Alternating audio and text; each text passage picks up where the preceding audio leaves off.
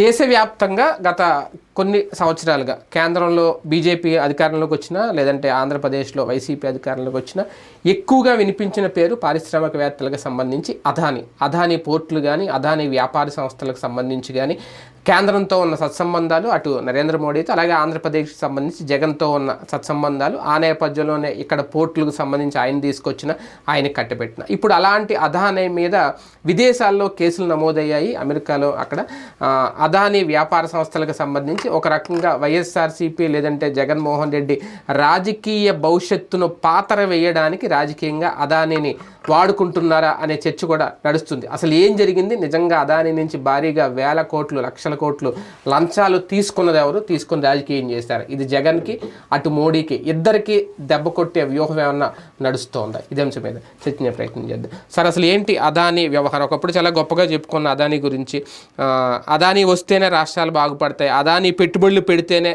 రాష్ట్రం అభివృద్ధి పదంలో ముందుకెళ్తుందని అనుకుంటే అదానీ నుంచి లంచాలు తీసుకున్నారు, చివరికి జగన్ కూడా తీసుకున్నారు అనేది ఆయన మీద నమోదవుతున్న కేసులు. అసలు ఏం నడిచింది బ్యాక్గ్రౌండ్లో? ఇక్కడ నాకు ఒక గతంలో అర్థమయ్యేది కాదు ఏంటంటే, చదువుతున్నప్పుడు చరిత్ర ఇవి మన దేశంలో ఎట్లాగా 700 ఏళ్ళేమో ముస్లిం రాజులు ఎట్ట పరిపాలించారు, 200 ఏళ్ళేమో బ్రిటిష్ వాళ్ళు ఎట్ట పరిపాలించారు, ఫ్రెంచ్ వాడు వచ్చి డచ్ వాడు వచ్చి వాళ్ళందరూ ఎట్ట పరిపాలించారు అని ఒక ఫీలింగ్ వేసేది. మన దగ్గర ఇంత ఇంటలెక్చువల్ ఉంది, తక్షశిల లాంటి విశ్వవిద్యాలయాలు ఉన్నాయి, ఇంత మేధావులు ఉన్నారు, ప్రపంచం మొత్తానికి మేధావుల్ని మేధో వలస మన దగ్గర నుంచి నడుస్తుంది, ఇవాళకి కూడా బోల్డ్ అంతమంది బుర్రలు ఉన్నోళ్ళు మన దగ్గరే ఉన్నారు, అలాంటిది ప్రపంచంలో 193 దేశాల్లో పనిచేస్తున్న వాళ్ళు మనోళ్లే కదా, ఎందుకు ఇది అని. కానీ నాకు అర్థమైంది ఏంటంటే, స్వాభిమానం లేని జాతి, దేశభక్తి లేని జాతి, అవకాశవాదపు జాతిగా మనం తయారైపోయామా? ఈ దరిద్రపు అంతర్జాతీయ పరిణామాలు లేదా మన పుస్తకాలు మన చదువులు మనకి నేర్పలేదా? ఎందుకు అంటే, ఒక మన దేశపు వ్యాపారవేత్తను నాశనం చేయడానికి ప్రపంచ దేశాల్లో కుట్ర జరుగుతుంటే మనం వాడి వెనకాల ఉండడం మానేసి వాడిని మనం ఇంకోవైపున శూలంతో పొడుస్తున్నాం. అదానీ అనే ఓడు లంచాలు ఇవ్వలేదు అని చెప్పే అమాయకత్వం నాకు లేదు. అదానీ అయినా అంబానీ అయినా, అరే ఒక చిన్న బిల్డర్ అపార్ట్మెంట్ కట్టుకుంటుంటే ఫ్లాట్లు నొక్కేస్తున్నారండి. రియల్ ఎస్టేట్లో వెంచర్ వేస్తుంటే నాకు ఒక ఇల్లు, మా ఆవిడకి ఒక ఇల్లు, మా తాతకు ఒక ఇల్లు, లోకల్ ఎమ్మెల్యేకి ఒక ఇల్లు, ఇట్టాగ చెప్తున్నారు, రాయించుకుంటున్నారు, ఇల్లు కట్టించి మరి తీసుకుంటున్నారు. ఇది జరగట్లేదా? అది ఎవరు చేస్తున్నారు? అదానీ వచ్చి చేశాడా, అంబానీ వచ్చి చేశాడా? కరప్షన్ అనేటటువంటి దాన్ని యాక్సెప్టబుల్ లెవెల్స్కి తీసుకెళ్ళిపోయాం మనం. ఇలా ఓటర్ అనేటటువంటి వాడు ఎప్పుడైతే నాకు 500 ఇస్తేనే ఓటేస్తా, 1000 ఇస్తే ఓటేస్తాను, 2000 ఇస్తే ఓటేస్తాను అన్నప్పుడే తనే లంచం అడుగుతున్నప్పుడు మిగతా లంచాలు తీసుకునేవాడు సిగ్గుపడట్లా. కాబట్టి ఇక్కడ ప్రతి పనికి లంచం నడుస్తుంది. లంచాలు ఇవ్వలేదని నేను చెప్పను. లంచం ఇచ్చినోడు నేరస్తుడా, లంచం తీసుకున్నోడు నేరస్తుడా? అమెరికా శుద్ధపోస కబుర్లు చెప్తుంది. అమెరికాలో పాకిస్తాన్ ల్యాబీ, భారత lobby, Europe lobby, Russia lobby, Israel lobby ఉంటాయి. ల్యాబీ అంటే ఏంటో తెలుసా? ఆ దేశంలో గెలిచిన ఎంపీకి కాంగ్రెస్ సభ్యుడు ఎవడైతే ఉంటాడో వాడికి ఈ దేశాలు డబ్బులు ఇస్తాయి అధికారికంగా. ఎందుకు?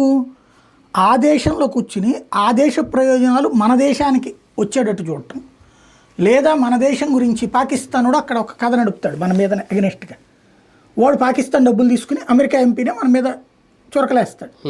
వెంటనే మన డబ్బులు తీసుకునేటటువంటి మన ఎంపీ దాన్ని డిఫెన్స్ చేస్తూ అవతల దాని మీద అఫెన్సివ్గా వెళ్తాడు. అధికారిక లంచం అది. వాడి జీతం వాడికి వస్తుంది కదా వాళ్ళ దేశం నుండి, మరి ఈ దరిద్రం ఏంటి? లంచమే కదా అది. అది లంచం కాదట, చట్టబద్ధమట. అదే ఇక్కడ వచ్చేటప్పటికి లంచం అట.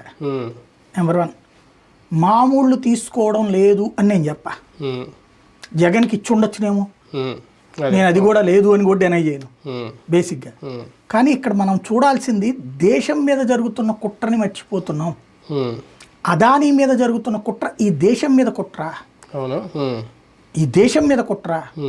ఈ దేశంలో ఒక గేట్స్ ఫౌండేషన్ వచ్చి ఇక్కడ ఏదో పెట్టింది అనుకుందాం, బిల్ గేట్స్ మైక్రోసాఫ్ట్ పెట్టాడు అనుకుందాం, వాడికి నువ్వు నజరానా ఇస్తున్నావా లేదా? అక్కడ ₹1 వాల్యూ చేసే భూమిని 10 లక్షలకే ఇస్తున్నావంటే నువ్వేం తినకుండా ఇస్తున్నావా? లేదు, వాడు వచ్చి ఇక్కడ పరిశ్రమ పెడతాడంటే ఇస్తున్నాడు. అట్లాగే కదా ఎవడిచ్చినా. ఆ టైంలో కొంత చందానీను గిఫ్ట్గా అట్టి పెట్టుకున్నాను ఇవ్వచ్చు, లేదా డిమాండ్ కూడా చేయొచ్చు. కానీ ఆ వంకతో ఒక వ్యాపార వ్యవస్థను కొప్పుకోల్చాలనుకుంటున్నారు.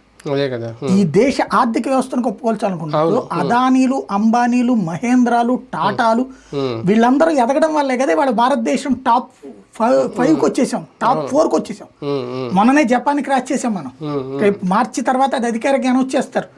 ఆర్థిక వ్యవస్థ మనం 4వ స్థానంలోకి వచ్చాం ప్రపంచ జీడిపిలో. 3వ స్థానానికి చేరబోతున్నాం ఇంకొక 2-3 ఏళ్లలో.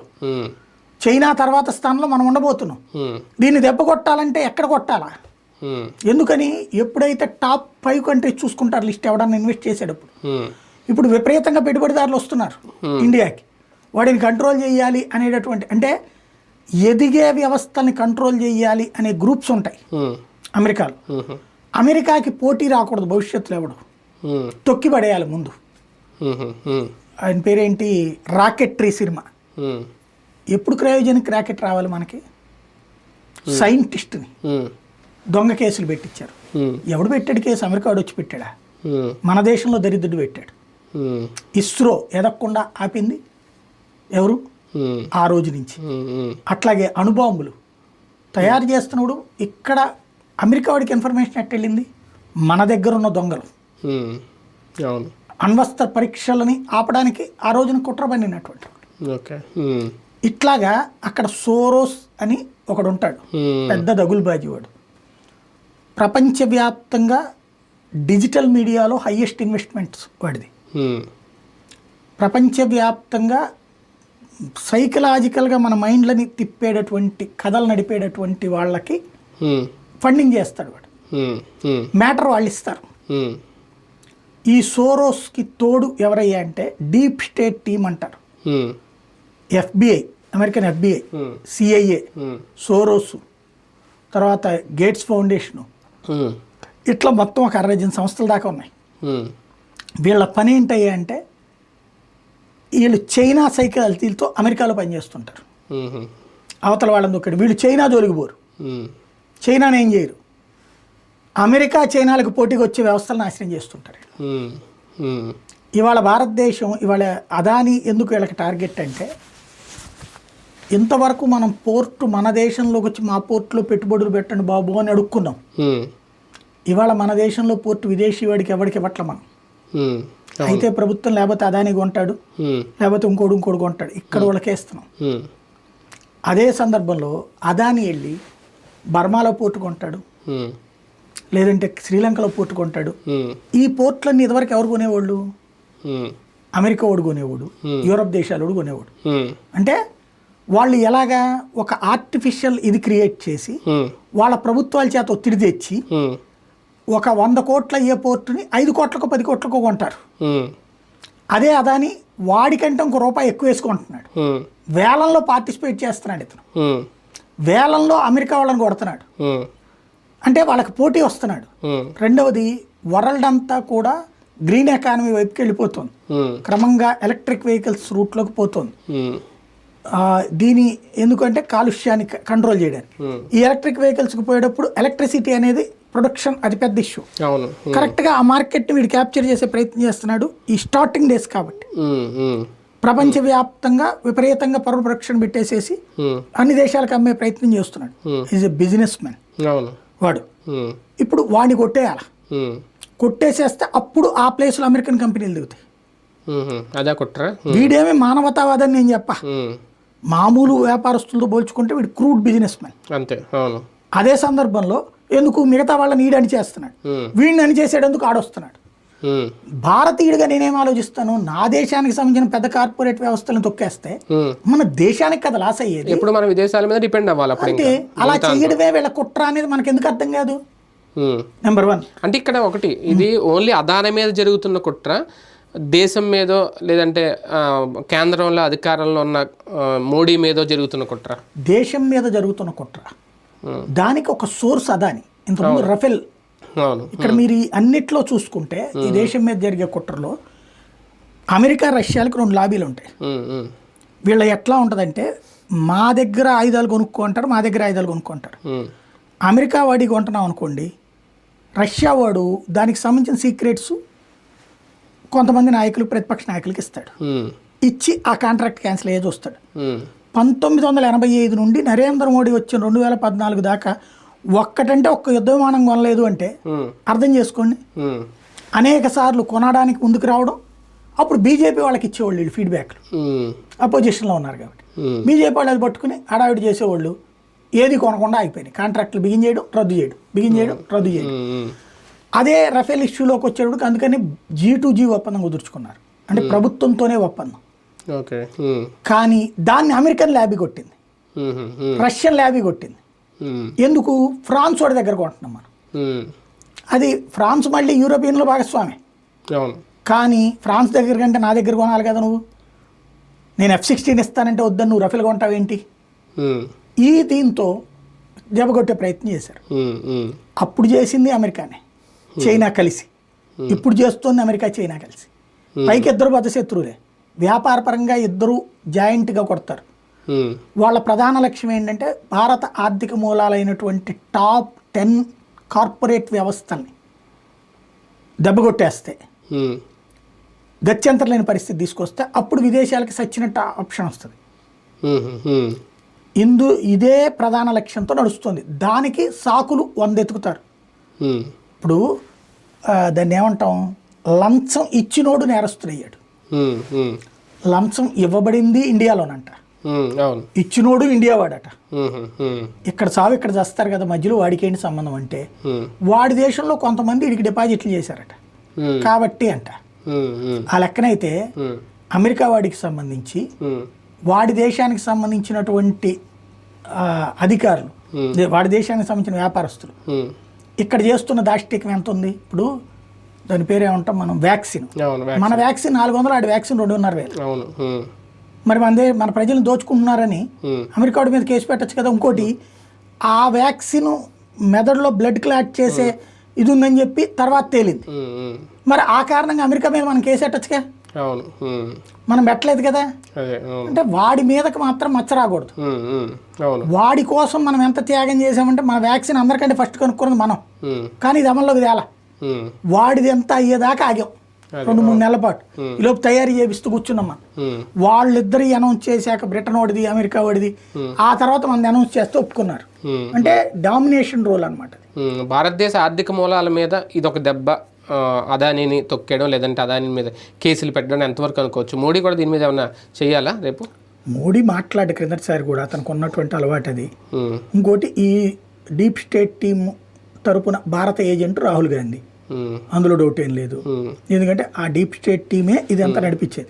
డీప్ స్టేట్ టీం వాళ్ళు రాహుల్ గాంధీ అమెరికా టూర్ వెళ్ళినా, యూరప్ కంట్రీస్ టూర్ వెళ్ళినప్పుడు ఆ ప్రతినిధులతోనే మీటింగ్ అవుతాడు.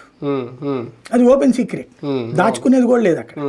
అంటే భారత్ మీద విషం చిమ్మే బ్యాచ్ అంతా అక్కడ రాహుల్ గాంధీకి ఫీడ్బ్యాక్, వాళ్ళే మాట్లాడతారు. వెరీ సింపుల్ లాజిక్ అండి. అదానీ చేసిన తప్పేంటి, అంబానీ చేసిన తప్పేంటి?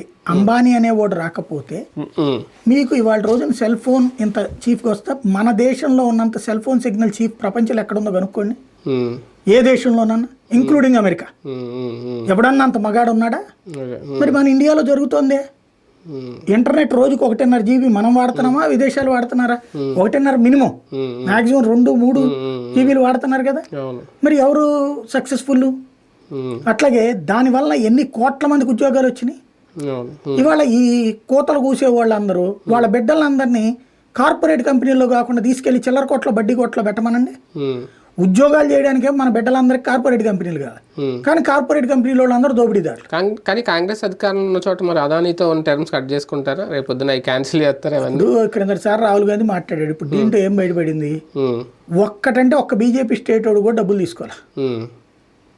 అది తెలియకనే ఇప్పుడు అదే ఆ మాట అనలేకనే నరేంద్ర మోడీ దీని ఉంటాడు. ఇక్కడ అధికారికంగా వాళ్ళు చెప్తున్న లెక్క ఏముంది? ఒరిస్సా నవీన్ పట్నాయక్ తటస్థ సీఎం కదా, ఇక్కడ వైఎస్ఆర్ కాంగ్రెస్ పార్టీ జగన్మోహన్ రెడ్డి తటస్థ సీఎం కదా. వీళ్ళిద్దరికి ఏంటి అక్కడ సంబంధం? కేంద్రంతో సంబంధం లేదు. మూడోది ఛత్తీస్గఢ్, స్వయంగా కాంగ్రెస్ ముఖ్యమంత్రి. కాశ్మీరు, అక్కడ ఉండేది లెఫ్టినెంట్ గవర్నరు. తర్వాత అదేంటిది తమిళనాడు స్టాలిన్, దీనికి తెలంగాణ. ఇట్లా ఏముంది, తెలంగాణ కూడా లేదనుకుంటా అందులో. అందులో లేదేమో కానీ డైరెక్ట్ సీఎం కదా నేను అనేది. డైరెక్ట్ గా ఈ కేసులో వీళ్ళ ఇది కనబడుతుంది. అందులో నీకు ఇంకా బీజేపీ పాలిత రాష్ట్రం ఏముంది, నెంబర్ 1. నెంబర్ 2 వచ్చేటప్పటికి డబ్బులు ఇచ్చుంటే, అంటే బీజేపీ పాలిత రాష్ట్రాల వాళ్ళు అదాని నుండి డబ్బులు అడగట్లేదు అని తేలింది ఇప్పుడు. అది అంతే. బీజేపీ ఏతర రాష్ట్రాల వాళ్ళు ఈ రాజకీయాన్ని చూపించి, రాహుల్ గాంధీ హడావిడి ఇది చూపించి వాడిని బెదిరించి డబ్బులు వసూలు చేస్తున్నారు, లేకపోతే ఇన్వెస్ట్మెంట్లో వాటాలు అడుగుతున్నారు, లేదా ఇన్వెస్ట్మెంట్కి ఎంత డబ్బులు సంపాదించుకుంటున్నారు అని కనబడుతుంది. కానీ జగన్ విషయంలో మాత్రం అది ఒక మచ్చగా ఉండిపోద్దా, లేదంటే ఆయన కూడా నిరూపించుకోవాలా నేను లంచం తీసుకోలేదని? ఇప్పుడు దీంట్లో వీటిట్లో నిరూపించుకునేది ఏమి ఉండదు. ఆ కేసు కూడా నిలిచేది కాదు, చచ్చేది కాదు. అక్కడ అమెరికన్ కోర్టులో వాడు ఏంటి ఎలిగేషన్ చేసేది, FBI ఇన్వెస్టిగేట్ చేసింది, ఒక కోర్టులో వేసాడు. ఆ కేసులో ఇంతకుముందు ఆయన పేరేంది KVP రామచంద్ర మీద కూడా ఇట్టగా వేశారు. తర్వాత హైకోర్టు ఆడికైన సంబంధం పొమ్మని మంది. ఇప్పుడు వాడు ఊహ ఒకటి దాంట్లో, వాళ్ళ దాంట్లో చూపెట్టారండి. సింపుల్ లాజిక్ ఏంటంటే ఒకే ఒక కారణంగా కేసు పెట్టారు. బైడెన్ వెళ్ళిపోతున్నాడు. బైడెన్ వెళ్ళిపోయేలోపు బైడెన్ వాళ్ళ లక్ష్యం ఏంటంటే దాన్ని ఏమంటారు, ఇండియాని దెబ్బకొట్టాలా, ఇజ్రాయెల్ని దెబ్బకొట్టాలా, అంటే ఇజ్రాయెల్కి నెతన్యాహుని ఒంటరిని చేయాలి, భారతదేశాన్ని అదానీని దెబ్బకొట్టాలా, భారతదేశం పొజిషన్ రాహుల్ గాంధీకి వచ్చేటట్టు చేయాలి, ప్రధానమంత్రిని చేయాలి రాహుల్ గాంధీ. అదే సందర్భంలో యూరోప్ దేశాలకు సంబంధించిన ఆధిపత్యం పెంచాలి. ఇక్కడ ఒక క్రైస్తవ దేశం సృష్టించాలి. బంగ్లాదేశు, భారతదేశము, మయన్మారు, ఈ మూడిట్లోని కొంచెం కొంచెం ముక్కను కలిపి తీసుకురావాలి. అంతర్జాతీయ రాజకీయం వాళ్ళు చెప్పినట్టు నడవాలి. ఇలా ఈ ఒక స్కెచ్తో ఉన్నారు. ఆ స్కెచ్కి భంగం ఇప్పుడు, ఆ స్కెచ్ కోసం ఈ ఎత్తుగడ వేస్తున్నారు అంతే. అది ఎవరికైనా ఎవరు బలవుతారు చూద్దాం. మొత్తానికి అదానీ మీద జరుగుతున్న కుట్ర దేశం మీద జరుగుతున్న కుట్రగా భావించాలా. అగ్రరాజ్యంలో నడుస్తున్న స్కెచ్ ఇప్పుడు అదానీ నెత్తుకు చుట్టుకుందా? నిజంగా రేపొద్దున్న జగన్మోహన్ రెడ్డి గారు సమాధానం చెప్తారా దీనికి? నిజంగా ఆయన లంచాలు తీసుకున్నారా అన్ని లక్షల కోట్ల రూపాయలు అదానీ నుంచి? అలాగే ఇది మోడీ మీద కూడా ఎంతవరకు ప్రభావితం చూపుతుంది భవిష్యత్తులో చూద్దాం.